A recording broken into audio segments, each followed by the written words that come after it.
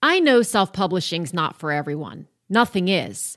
But if you've considered self-publishing for even a minute, listen up, because I'm betting I know what's holding you back from exploring it further or getting started.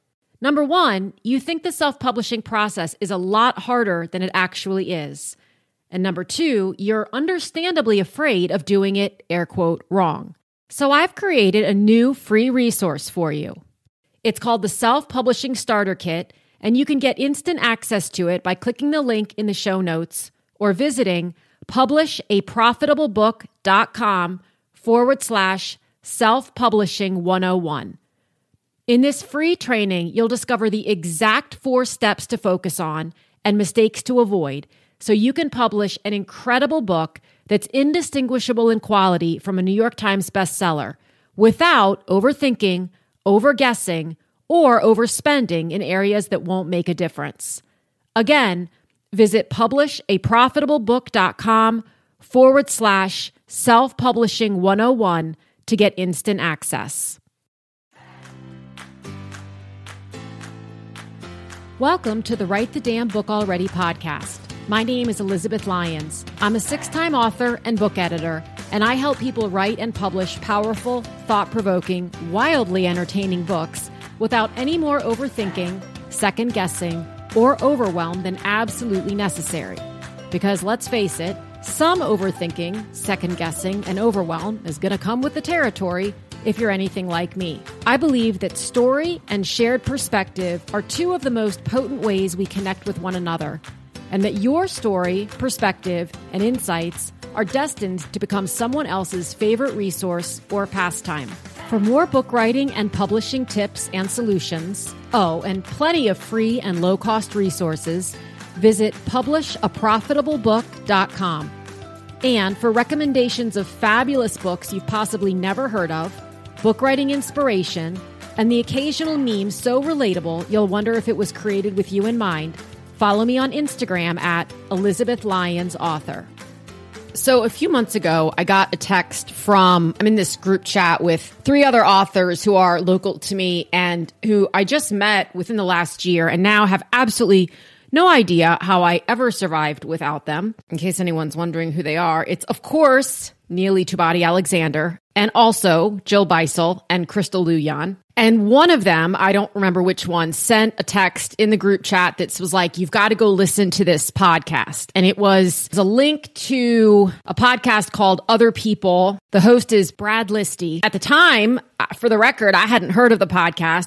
It's very heavily listened to, but I didn't know about it myself until then. And I thought, okay, I'll go listen to this because they're saying you've got to go listen to this. This is really insightful. It was all about what had happened in publishing in 2023 and what was expected and unexpected and all of that. And the guest on that was Kathleen Schmidt, which I did not know at the time. But of course, I was like, I'll listen to this later. And then I completely forgot and it got lost in, the world of texts, like wherever those all go. So fast forward, I don't know, a couple weeks, and I got Jane Friedman's newsletter, The Hot Sheet, which is a subscription-based newsletter that I am obsessed with. It's one of the best investments I make every year, and it's not even that much of an investment. I don't want her to raise the price, but she absolutely could. At any rate, there was a quote in it. It was like a block quote that was called out in the newsletter, and it was from Kathleen Schmidt. And so I clicked on that link and it took me to that same podcast, which I recognized the title of and everything else. So I was like, all right, this is a little weird. I'm now getting this twice from 2 different sources that I value. So clearly the universe wants me to listen to this. Well, it was about a 90-minute podcast because Brad's podcasts aren't short. And this is a huge compliment to him because if I can listen to a podcast for 90 minutes, it's real good. And so I listened to it on my couch. I wasn't even driving, which also tells you how good it was. I listened to it on my couch, and I think at one point I had to get in the car and drive somewhere, and I was concerned because I was like nodding and cheering and all these things from the front seat of my car. I just was like wildly resonating with what Kathleen was saying about the publishing space. And while she's been in the space for more than 30 years and she's been very much on the traditional side, she spent decades creating strategic branding campaigns for politicians, A-list celebrities, athletes, and high-profile personalities. And yes, I am reading that right off her website.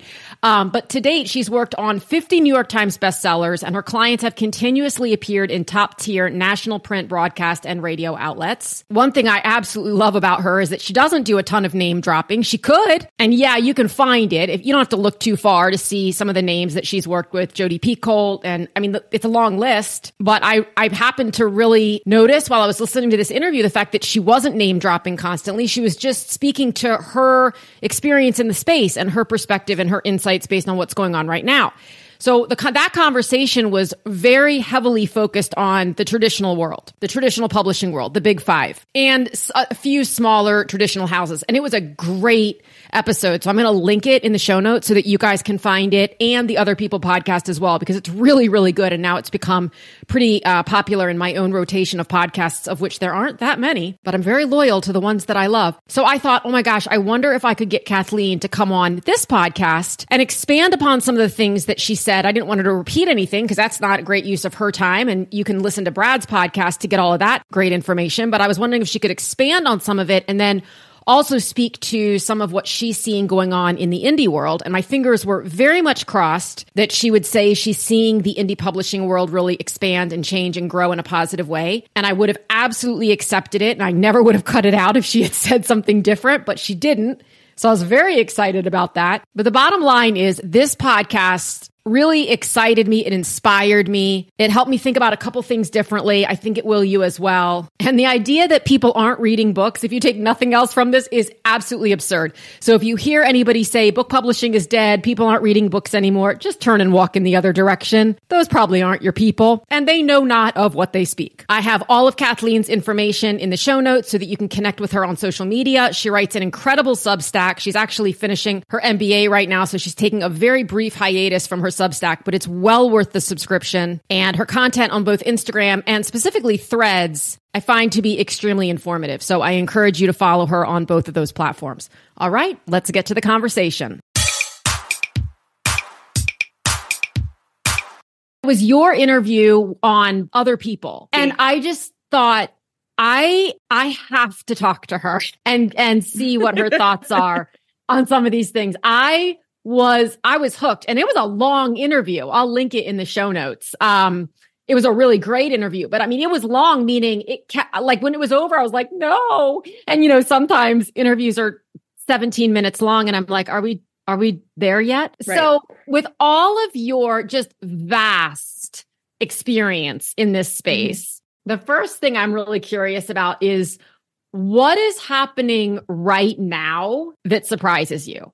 So for a point of reference, it's April of 2024. But what is happening? Call it good, call it bad. I don't care. But that you maybe didn't even see coming, or I think it always surprises me when there's a collective negativity about the industry online.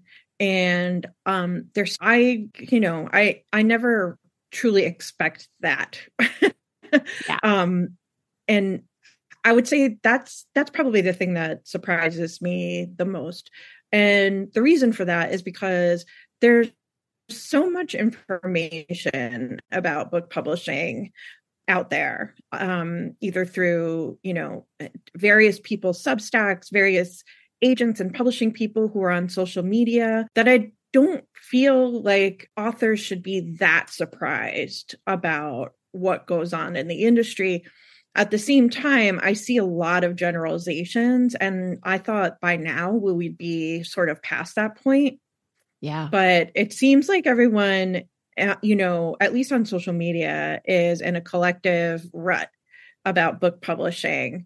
And that sort of is, it puzzles me sometimes. I'm wondering, because I've seen it as well. I mean, it's challenging to go on any platform, right, and not see sort of the back and forth. And I often wonder, where does that come from? On the one hand, I can think, well, it's because the expectations aren't being set properly. And so people are buying into, either literally or figuratively, a process that they, they think they're going to go become Jodi Picoult overnight, or whatever you deem successful. And then on the other hand, too, you make a really great point, which is that there are plenty of authors and author advocates and author support people out there saying, no, this is actually how it works. Agents, editors that are out there, Yeah. Mm-hmm. you know, do you think that maybe and I mean, it could be a bunch of different things, but is it authors just upset that they're not where they thought they would be, or what? I think it's a little bit of that. I think it's a lot of publishers not educating authors. And I guess that's also very surprising to me that we are in the year 2024 and most publishers still won't disclose what an author's first printing is to them. Yeah. It's silly. And I think that's where a lot of frustration comes from. There's not a lot of communication from publishers to authors about how the business actually works. And I think that's where not the anger, but I think the frustration comes from that place, which still there are literally so many blog posts. Yeah. I think that, authors are really hungry for information about how the business works. Yeah. And as much as, I try to explain it, there are so many people who want, or maybe they just don't think to seek it out in some ways, that they still don't have a fundamental understanding of that publishing is actually a business, or the questions you should ask a publisher before you sign a contract. I think some people are just really happy to get a contract with a publisher, absolutely, whether big or small, and they forget to ask questions about, am I going to get ARCs? Am I going to get finished books? Things like that. So then frustrations bubble up. Right. So and they don't know what they don't know, right? If you're a boy mom, listen up. I'm a boy mom times 3. And while not naming names, one of my boys was more into face products than I've ever been, while I constantly reminded another of them that the reason his skin was so itchy was that showers are important, as is soap. Man, do I wish Guy Jean had been around back then. For one thing, I don't know what the newest must-have products are. And maybe if they came in a box from someone else, it would have been more compelling than, Mom said I have to use this or I can't sit near her. While a few years too late for me, curated confidence for tween and teen boys has arrived. Guy Jean is a monthly subscription box developed just for teen and tween boys. Founded by fellow boy mom Cara Forney, who also happens to be the author of Boy Moms, Collective Tales of Mothers and Sons, each box contains 4 to 6 personal care items from top brands. And, bonus, all products are toxin-free, cruelty-free, and backed by, science. You can get 15% off your first box or entire subscription. So if you prepay for 6 months or a year, you can get 15% off the whole shebang. And you can combine it with the free shipping offer they have running right now. Just use code WriteTheDamnBook at checkout. I'm getting one for me just for surviving this craziness. Visit goodguyjean.com. That's GOODGUYGIENE.com and enter code WriteTheDamnBook for 15% off and free shipping. The link is also in the show notes for easy reference later on. And now, back to the show. No, they don't even, I've heard so many people say, I didn't even know to ask that. And there's a lot of assumption. So I just assumed, I hear that word all the time. I just assumed I would be sent out on tour. I just assumed I would get ARCs. I assumed I would go on the Today Show, all the things, right? And so you said something really interesting on Brad's podcast about your feeling that publishers need to have someone on staff who is really in charge, because I think you would also admit that the publishing house staff is overworked. Totally. Yeah. I mean, having, come from so many years of working in-house and running departments myself, there was never a time when I could say I had exactly as many staff members as I needed to work on as many books as were being published. it's a very off ratio. Yeah. And that's part of the problem. Yeah. On the flip side, on the side of things, you don't see as many layoffs in publishing because the mantra is, do more with less. But you can't really do that if you're going to publish, the same number of books or increase the number of books you're publishing, but you're not increasing staff. Correct. And one of the things that I feel very strongly that publishers need to do is create a centralized department where it's just author aftercare or author care, where, it's almost like therapy in a way, yes. Where there's a small staff of people who talk to authors and explain to them, the process and how I think that, publishers would definitely benefit from having an author care department because then they wouldn't get as many angry authors. Yeah. I mean, I think, I don't even think the answer is often the problem. In other words, I don't think that if authors heard, oh, no, you're not going on a world tour, for example, right. Or here's how we handle arcs, or here's when you will get your sales numbers, or you won't get your sales numbers, and here's why.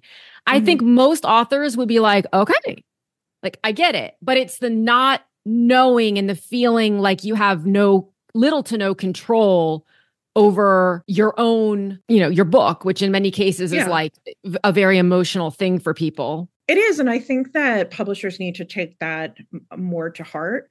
Yeah.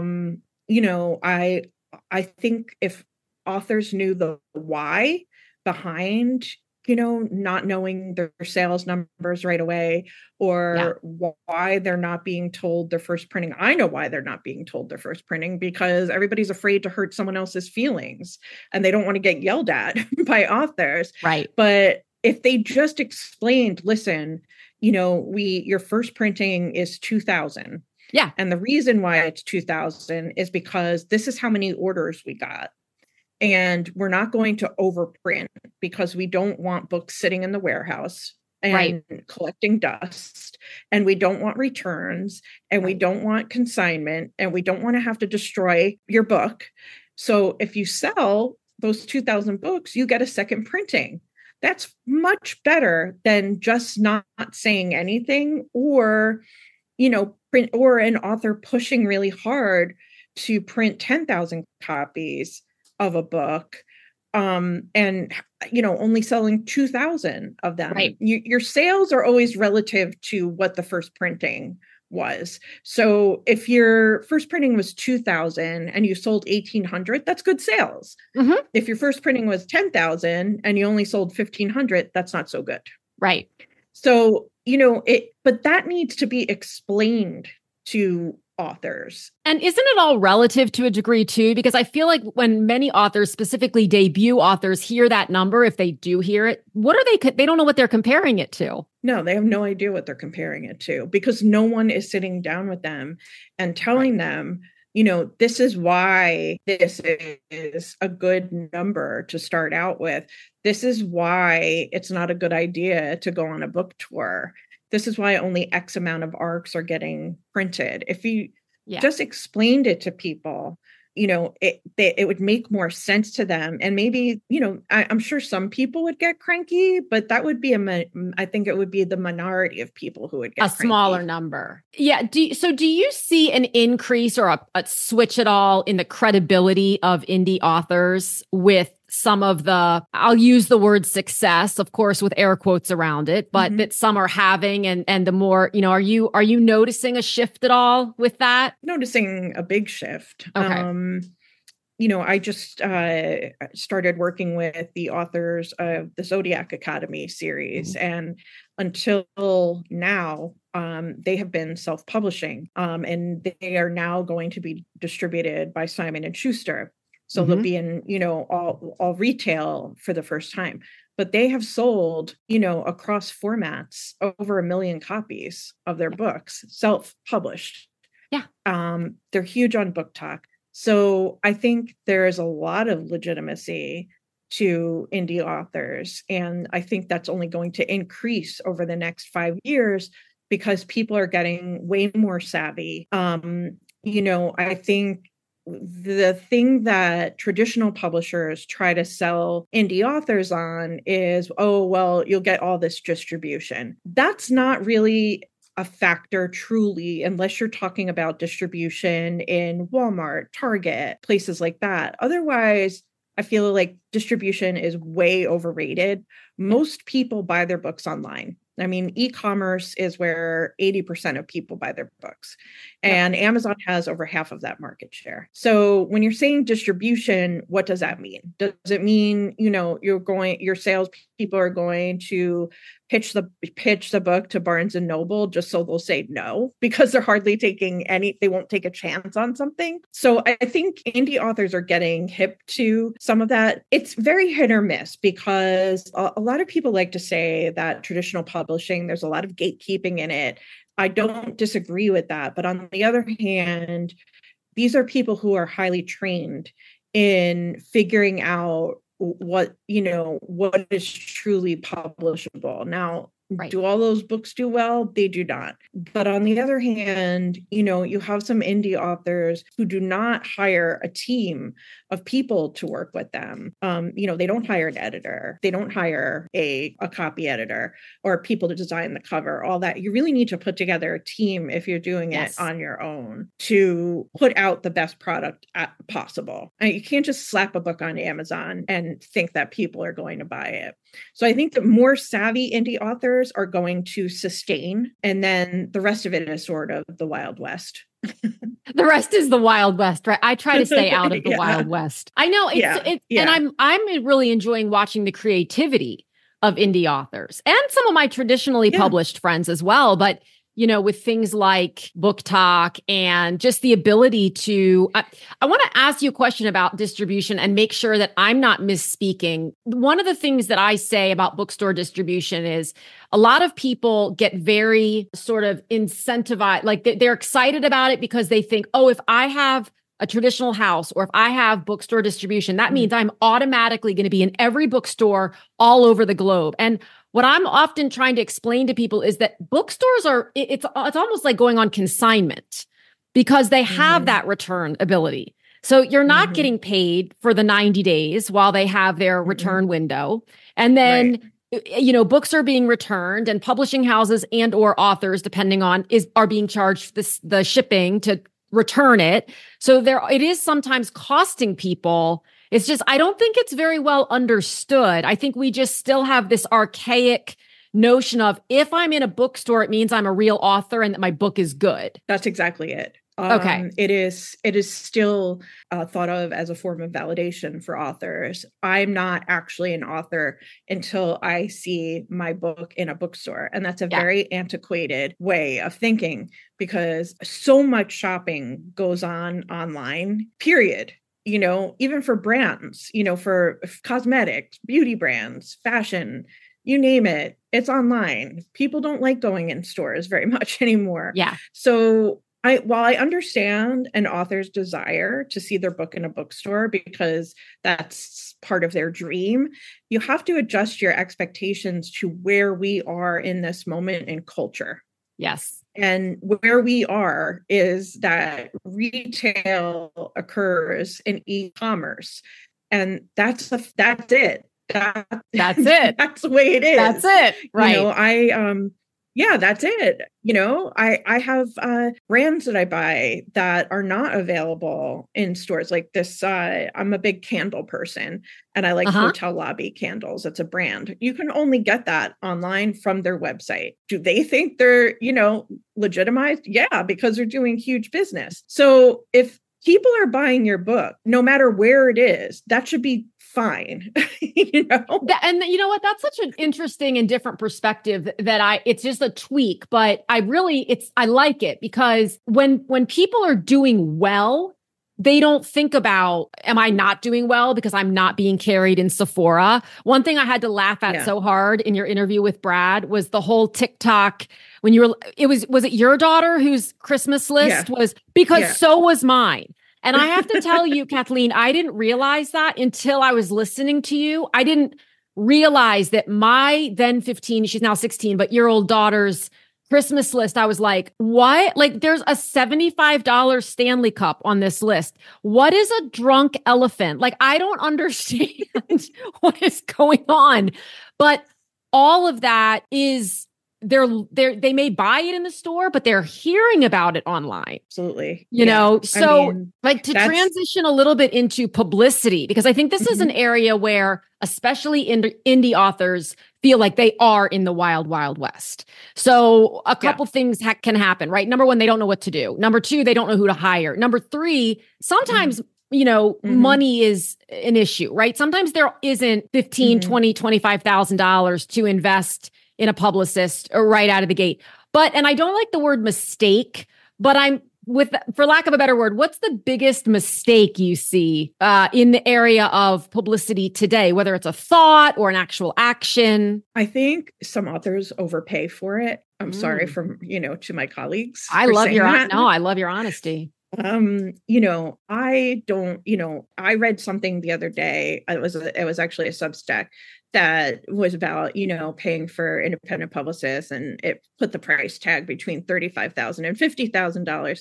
And I was like, if I was charging that much, I would be on a yacht somewhere. Like, really, most authors cannot afford that. And what I say to authors is, if I had to go out and hire a publicist right now, I wouldn't be able to afford that. And I don't feel like anyone should go into debt for hiring a freelance publicist. Yeah. It's not, I'm shooting myself in the foot here, but it's not worth it. It's not worth going into debt for, and you really have to think about what that person can do for you. How does it match your goals, and what are your goals, and how does what that person puts in front of you proposal wise align with actually selling your book? Because there is a big difference between coming in with a list of publicity hits, media that you've gotten for a book, and activities that actually lead to sales. Those are two different things sometimes. And authors tend to get caught up in I want to review here. I want to do an interview here. And that's fine and good. Again, publishing for authors is very much a reward-based system. It's, we are in a reward-based system. So a good review is like a reward, and it gives validation. But the problem is that review probably doesn't sell very many copies of a book. So my approach is more like there are two buckets we can look at here. One of them is things that we could collaborate on to connect you with your readers so that it leads to book sales. Or I could sit here and pitch 100 different places and come back with like 5 things, and and if you really want a line about your book in People magazine, okay, but that's not going to sell like 2 copies of your book. I want to take a super quick break to ask you, have you ever wondered where authors get great professional mock-ups of their books without spending hours on Photoshop or hiring a designer? In less than 10 seconds, Mock-Up Shots puts your book into over 1,200 amazing settings. And now, for a limited time, they are including their exclusive video mock-up system. Mock-Up Shots is what I've used for years to create 3D mock-ups of my own book covers and my author's book covers, as well as professional attention-grabbing images that are great for social media. No technical know-how required. Mock-Up Shots usually costs over $200, but I have a special offer for you. It's faster, has more features, more images, and is getting better every day. They're celebrating this new and improved Mock-Up Shots by offering a 60% discount on lifetime access with lifetime updates. It's a great way to get an unheard of price on a product that will get eyes on your book, increased sales, and that you will end up using all the time. You can get this limited time offer with the link in the show notes. And now back to regularly scheduled programming. And the assumption is the exact opposite. Mm-hmm. So when on the consumer, even on the author side, if you're an as yet unpublished author and you see another author getting a blurb in People, a starred Kirkus review on tour, the assumption is made they're doing awesome. Their book is in every airport, every Barnes and Noble, every Waterstone, it's everywhere. Mm-hmm. that author is potentially, I won't say for sure, of course, but potentially crying themselves to sleep at night because to your point that, the last statistic I heard was that the average appearance on, say, the Today Show or Good Morning America moves about 350 books on average. Which is that still holding true? I think that's even high for. Okay. Okay. I mean, it depends on the book, but they don't move very many books at all. Well, admittedly, I heard that maybe 10, 12 years ago, and I don't, who has cable? Like, who is watching? I mean, some people are clearly because it's, I guess, but definitely like middle America, but the thing is, those shows don't really have authors on. And, the way they decided to pivot was to create their book clubs. And, it's very hit or miss with those book clubs. Sometimes they sell really well. Sometimes they just sell okay. But the thing is, it's not easy to get your book into one of those book clubs. It's not easy to get chosen. And it's something that needs to be worked on like 9 months in advance. And, some authors don't realize that, but you have to connect the dots between whatever promotional, whether it be marketing or publicity activities you're doing and sales. Because can you explain the difference? Because people use those three terms, publicity, marketing, and sales interchangeably. Marketing is paid media. Yeah. So most of the time it's, advertising, paid promotion with influencers. Like I was explaining the other day to someone, all those products that you see on morning shows, whether it's like, steals and deals or whatever, that's all paid placement. That is paid for. That is how they make their money, in advertising. And publicity is earned media. So you're not paying for it. You're earning it by, pitching and getting somebody to do a story or a review or an interview. But you also have to think about it in terms of how many book publicists are approaching the same people every single day and what's going to move the needle for your book, And the other part, and it's a little more complicated, is that there is some favoritism, in the media, especially among the book review sections where they see a Knopf book, they'll pick it up and take a look at it. Whereas if it's in an indie press they've never heard of, or really small press, they might not even give it a second thought, and unfortunately there is some advertising tied to some of those things because they know, it's the New York Times book review. They know Penguin Random House places a lot of ads in them. Of course, they're going to look at their books, so it's also it's unfortunate, but it also happens. And authors really need to understand how those things work because publicists can send out like 50 emails pitching their book and maybe get 2 responses back. Yep. Like the press release, to me, whenever anyone says press release, I'm like, and I'm not saying press releases are never, like they never have weight or they never, but for a debut indie with no platform, it's, to me, it's just I just imagine it in my brain coming across a fax machine. I don't know why. It feels that antiquated to me. Like it's not going to move anything. It might be fun to post on your Instagram and say, here's my press release. But again, does it sell books? Does it get people interested and intrigued? No, that's not going to sell the book. I mean, and it's also not necessarily going to get the media on board. I can tell you if you could go to them being the media, and you could tell them that X book is huge on TikTok, It's gotten the hashtag for it has gotten hundreds of millions of views. They're going to pay attention to it because they know that they're going to get clicks. And that's what I try to also explain to authors, that you need to think of it in reverse. So all of those editors know what content of theirs gets clicks and SEO and all that. And that's what brings in advertisers. So if it's something that is a debut out there and nobody's ever heard of this person, there's no buzz, whatever, they're more likely to say no thanks, because no one's going to click on the story because no one cares. Well, it's very much, so writing is so much about connecting, right? Books are about connection and community, but the business of books, there's very much this what's in it for me concept. So to your point, if there's nothing in it it's not as altruistic from the business side as it is from the reader, the consumer side. Right. And I think, can we talk about TikTok for a minute? Because I think one of the things that's so interesting about the influencers that I was starting to hear at the end of 2023 was that, especially in the fiction space, especially in the women's fiction space, a lot of the influencers it was a kind of becoming like not a nepotistic, but like almost a circle, right? Yeah. Where it was like this person, they were all just promoting each other's stuff. So everyone was hearing, and it was starting to lose, recommendations were kind of starting to lose their luster, because it felt as though they were being gained in a more, I'm going to use the word lazy manner.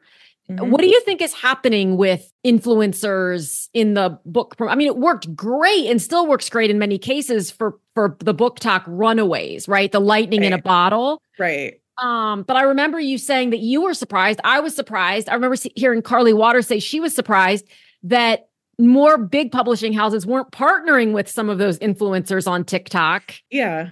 Well, here's the thing. And I wrote about this in the newsletter, when Atria partnered with that influencer who they sent on the cruise, that was a really good example of being out of their depth.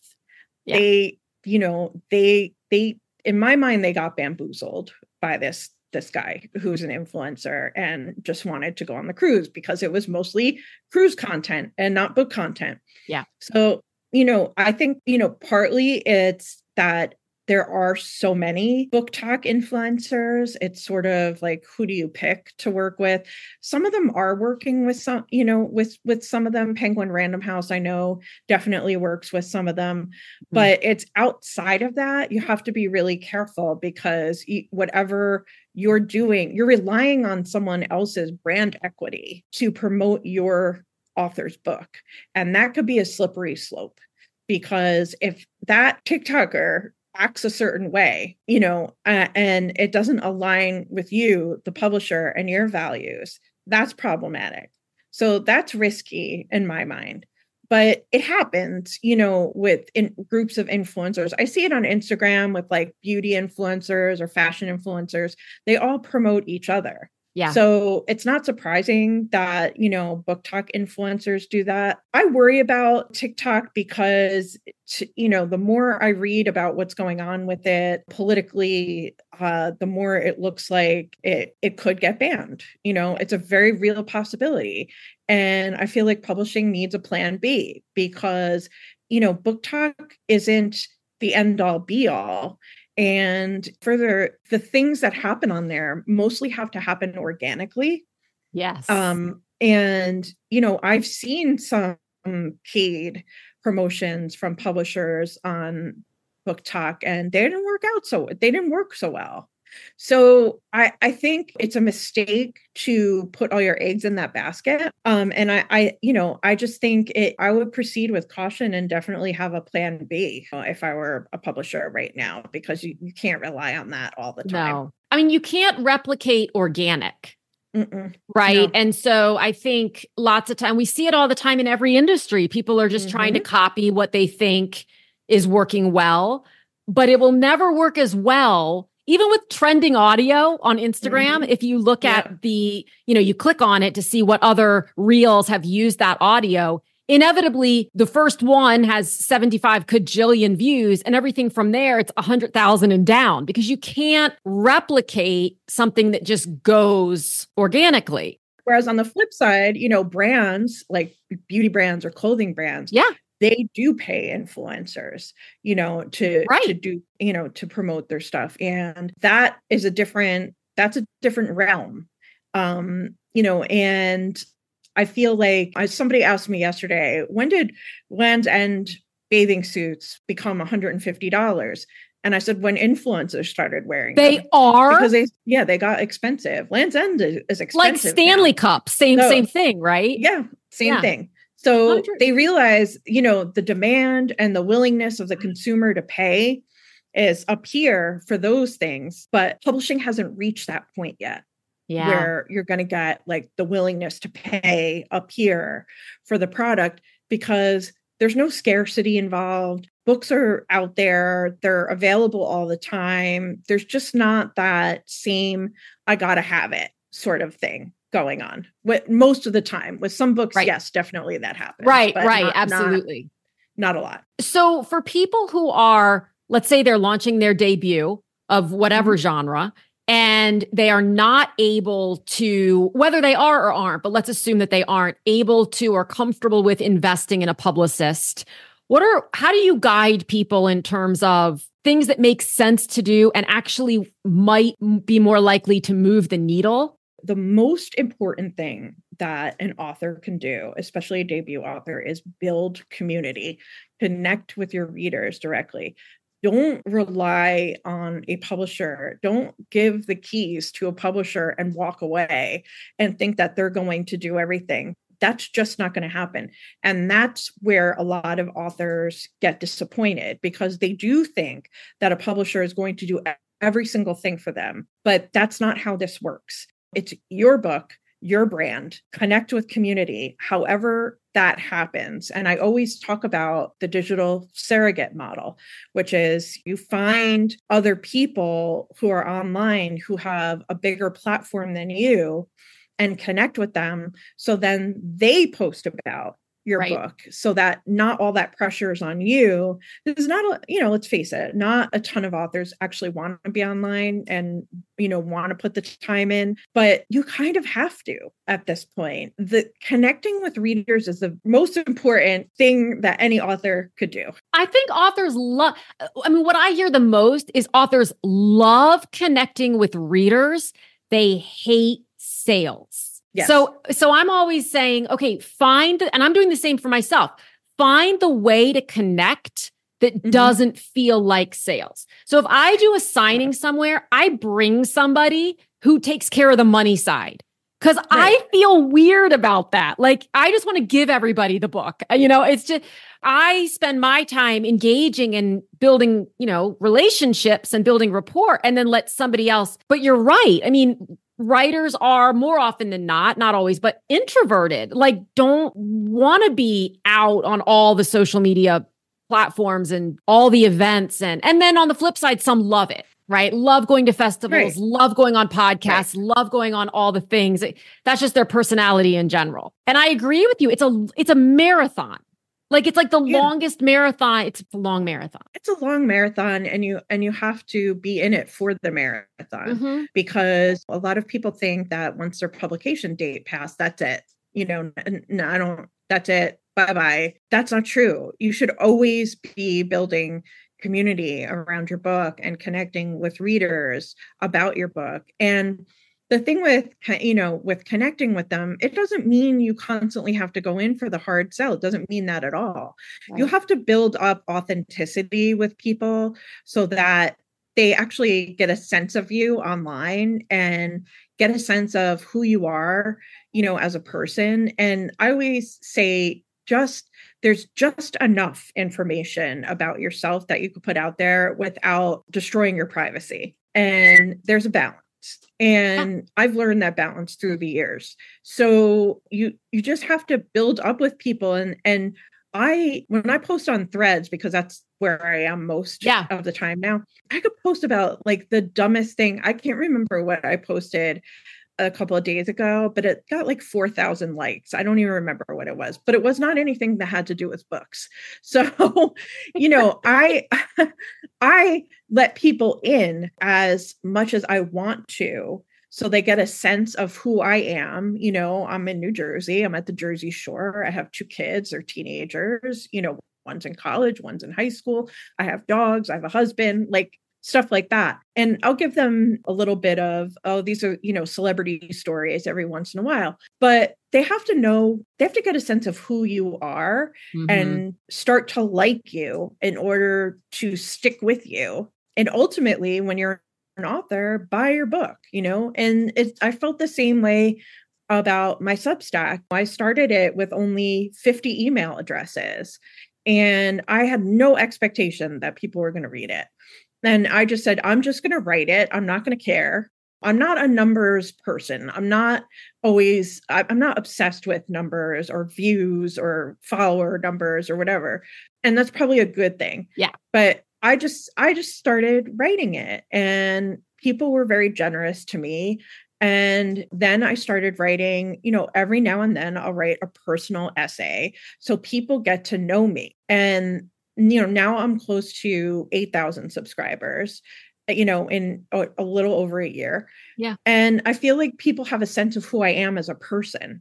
And I think that's really important. And I think that's something that authors forget to do. Well, I think we forget that we do the same thing as consumers.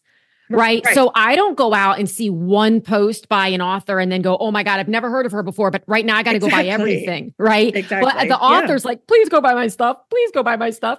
So I think it speaks to, I hear often what you just said. I made a random post about my dog and it got 737 shares and likes and comments, but I make one post about my book and it gets nothing. And I understand why that feels defeating.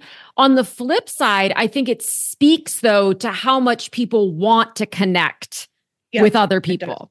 Absolutely. So in a non-manipulative way, how can you make that work for both your personal enjoyment and the building of your brand? I think you have to, I don't get too heavy on threads. And that was a choice I made, when I started earnestly posting on there instead of Twitter. And I just kind of keep it light in some ways. I don't really say anything controversial. Right. I am me on there. And what you see is what you get. I'm not different on there than I am in real life, really. Exactly. And I think that that's what authors need to remember. You don't have to be some kind of persona to be on there. It's okay to be yourself on there, whoever you are, however you may be. But, the thing that I see that authors shouldn't do is don't get caught up in the toxicity of negativity about the publishing industry all the time. Don't get so caught up in those conversations where people are seeing it in public, where you're not being a nice person to somebody else or just saying negative things about a particular publisher or agent or whatever. It's not a good look for anybody to do that. Right. And I'm not saying, don't say anything at all, because I know, the writer community is strong on there. Yeah. But I'm just saying, maybe take a beat before you go rage on threads or Twitter. And keep it in context. Anywhere. Keep it in context and try to be open-minded enough to say, this was my experience. This is my perspective, as opposed to generalizing and saying, this is how it is. So I feel like with threads, about every 10 days, there's a new topic that just percolates and completely takes over. So right now it's, Reader's Take Denver is the whole thing. Oh, goodness, yes. Right? And like a couple weeks ago, it was... somebody had posted, again, it was a very generalized statement that publishers do nothing for their, I saw that right. And a lot of people were like, that's actually not true. No, it's not. And we could go down that rabbit hole. We kind of have gone down that rabbit hole over the course of this conversation indirectly, but it's then everyone wants to hop on. And I feel like everyone wants to, not everyone, many people just want to be heard. So you see a lot of that playing out on platforms as well, which can be tricky to navigate. And I think everyone just has to learn how to navigate this side of being an author. Yeah, you can't post. Sometimes posting something that you think is controversial it comes off as naive and misinformed. Yeah. So when you say something like publishers do nothing for books, that's misinformed, Right. and a very general statement, because everybody's publishing experience is unique to them for Correct. a lot of reasons that people don't talk about publicly. And that's their business. Today I read a Substack. The title of it was "Nobody Buys Books."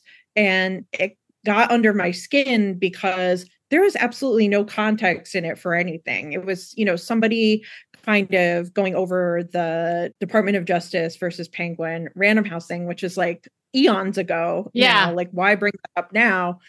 And trying to make a point that perhaps Substack is the thing that's going to replace buying books. And I'm like, it's not cute to say that. It's not controversial.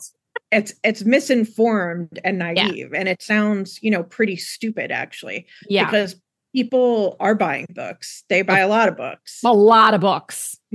And so to think that that's, I don't know. It just bothered me, because the thing that gets to me the most is that there are people who love to complain about publishing, but they also have absolutely no solutions to offer for the problems that the industry faces. And they're still in it. Yeah. Right. So yeah. I'm sure you do too. I have my fair share of frustrations at times with different aspects. And, I've never been traditionally published, but even if I were, I couldn't speak for the full traditional publishing experience. I could only speak to my experience with one imprint and one book and one editor during 1 month of 1 year when Pluto was not yet a planet, or maybe it's a planet again. I don't know. Right. Like, so it's so challenging to kind of figure out where everyone's coming from, and as opposed to just living your own experience and trying to, but you can exit at any time. So, when people say, that's what I always get. Yeah. That's what always gets to me. Right. So don't be in it. If you hate it so much, leave. Get out. One of the things I love about indie publishing is that you're not going to go out of print. I get to choose, do I still want to talk about these things or not? Right. And as I tell people, like people with whom I work, you can decide, you can promote your book for the rest of your life, and you can decide next week, I want out. I don't want to do this anymore. And I think that's a luxury, if you will, of indie publishing, because you're not under contract. There aren't expectations that you're going to outsell in advance or earn out in advance or whatever. I mean, and the thing is, I don't know what authors expect as far as advances are concerned. Yeah. But advances are like pretend math. Think about it. It's really hard to put a price on somebody's work, especially a debut author, when there's no proof that, it'll sell. And there's no, testing done or anything like that. It's just, you're going kind of on a lark, and you're giving an advance that you think is fair. And that could be anywhere from $5,000 to 10 to 12 to 25 to 50. You just don't know. No. So it's not necessarily, there's no science to it. I mean, that's one thing that absolutely came out of the DOJ Penguin Random House case, is that, they were on the stand basically saying, P&Ls are made up. They are. It's arbitrary. They're arbitrary. Yep. So, that's another thing that I wish to see change in book publishing, the way that author advances are calculated, or what they think. Sometimes when it's a celebrity or another high profile person, it's basically throwing enough money at them so you're the publisher who gets them over somebody else. It's not about how many copies you think you're going to sell. It's about the cachet of knowing that that person's going to publish with you. So that's something for people definitely to keep in mind. And then when you have a debut author, it's unproven. And when you're a debut author, your focus really needs to be on both publicity, marketing, and sales, because you're only as good as your sales track record. So if you have a bunch of media that happened for your book, but the book didn't sell, that's problematic for the next publisher. If you have hardly any media, but you are really good at connecting with your readers and the book sold really well, that's very attractive to a publisher. So it's like hit or miss. You can have the list of media, but you need the sales to go along with it. And that's Absolutely. where authors really get stuck in their heads. Like, I need to have a book review here so I feel validated that my book came out. But if your book doesn't sell, it's kind of like, what's the point? It doesn't matter. Right. No, it doesn't matter. It's just the it's not new, but it's vanity metrics for books as opposed to, say, for social media. Yeah, I mean, it can be. There are definitely literary books that are deserving of literary criticism. That's a totally different realm of publishing. But there are also books that they're not so much meant to be reviewed. They're meant to be consumed. And you have to know the difference between the two. Absolutely. Right. They're just meant to be enjoyed. They're meant to entertain. Yeah. Because it is a completely different segment from literary fiction, as an example. Right. It's just completely right. Well, I can't thank you enough for taking the time. I know you've got so much going on right now with so many different things, and I was so excited to chat with you. So thank you. Oh, thanks for having me on. I appreciate it. Thank you so much for tuning in. If you enjoyed this episode, this is your friendly reminder to follow or subscribe, leave a quick review, and share it with someone you know has a great story or message, but isn't sure what to do next. Also, remember to check out publishaprofitablebook.com for book writing resources and tips, and to see all the ways we can work together to get your book out into the world. Again, thanks so much for listening, and I'll talk with you again soon.